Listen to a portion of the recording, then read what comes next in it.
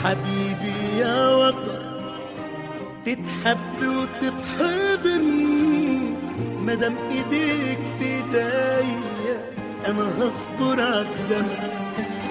حبيبي يا وطن، تتحب وتتحضن مدام ايديك في ايديا، انا هصبر عالزمن. حبيبي حبيبي حبيبي يا وطن،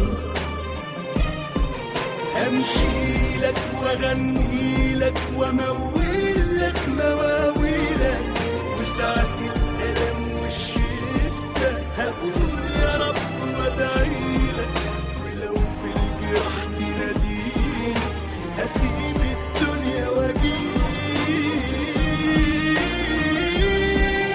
امشي لك واغني لك وامول لك مواويلك، وساعة الألم والشدة هقول يا رب وادعي لك، ولو في الجراح تناديني هسيب الدنيا واجيلك.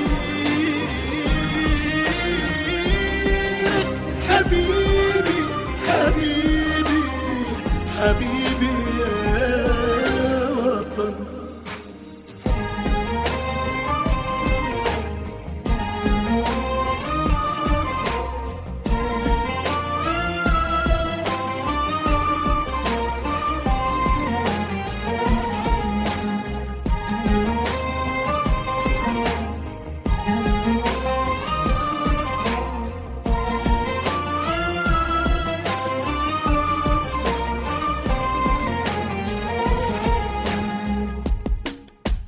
يا وطن المحبة والقلب المؤتمن، لو مت في سبيلك بسدد الثمن. يا وطن المحبة والقلب المؤتمن، لو مت في سبيلك بسدد الثمن. حبيبي حبيبي حبيبي يا وطن، امشي لك واغني لك وامول لك مواويلك، وساعة الالم والشدة هقول يا رب وادعي لك، ولو في الجراح تناديني هسيب الدنيا واجيلك. امشي لك واغني لك وامول لك مواويلك، وساعة الألم والشدة هقول يا رب وادعي لك، ولو في الجراح تناديني هسيب الدنيا واجيلك. حبيبي حبيبي حبيبي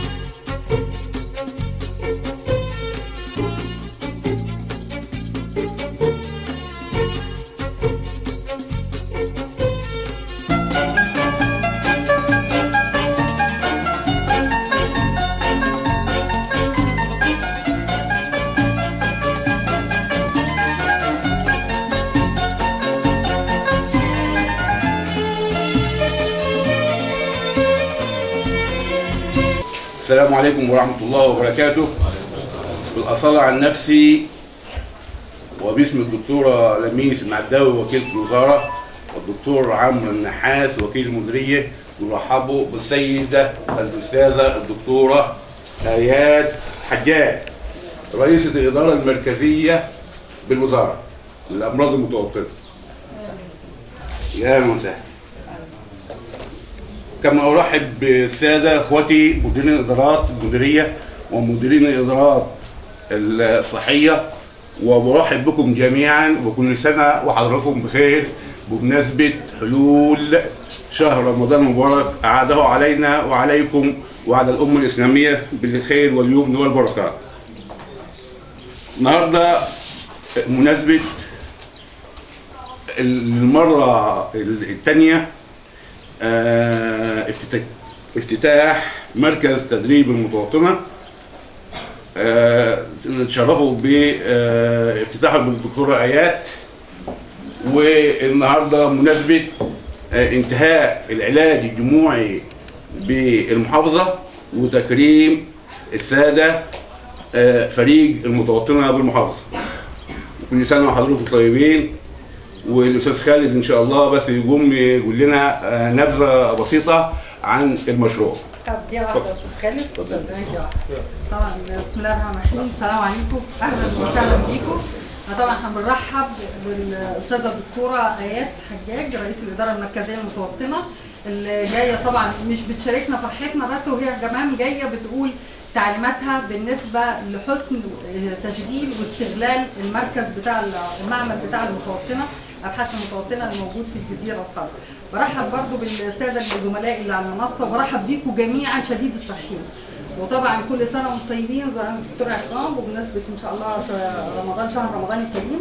انا فخوره بيكم، واضح ان انتم يعني احسن ناس عندنا ومن احسن الناس اللي شغالين. اداره المتوطنه فيها ناس زي الجنود المجهوله، فاحنا فرصه ان احنا النهارده بنكرم الناس اللي يعني دول جزء من الناس. انا عارفه معظم الناس بتشتغل، بس انتوا الصفوه اللي اشتغلت كويس وترشحوا عشان ان شاء الله يتكرموا النهارده، ونجيب الاستاذه الدكتوره ايات تكرمهم معانا من الوزاره، تكرم الناس اللي اشتغلت.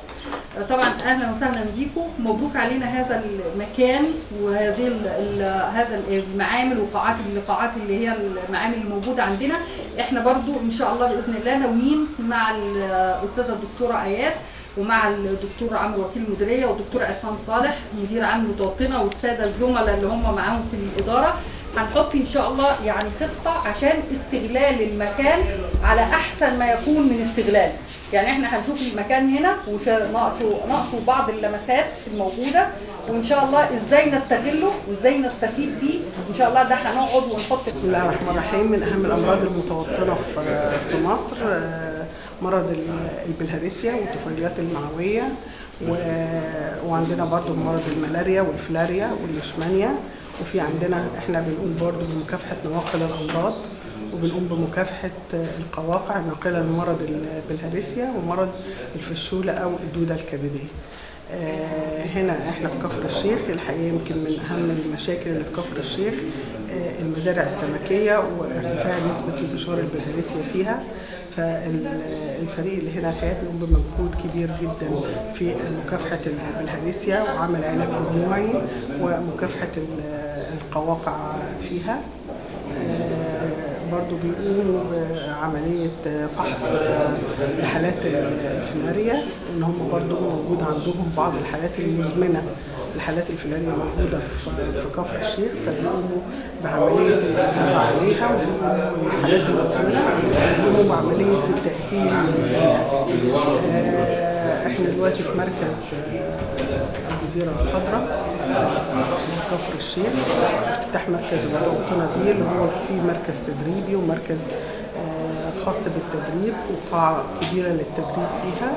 بيتم عمل دورات تدريبية لفني ومساعد المعمل الموجودين بالمحافظة، وأيضا عمليات تدريبية للعاملين في مجال مكافحة الأمراض المتوطنة في داخل المحافظة ومن المحافظات برضو الأخرى.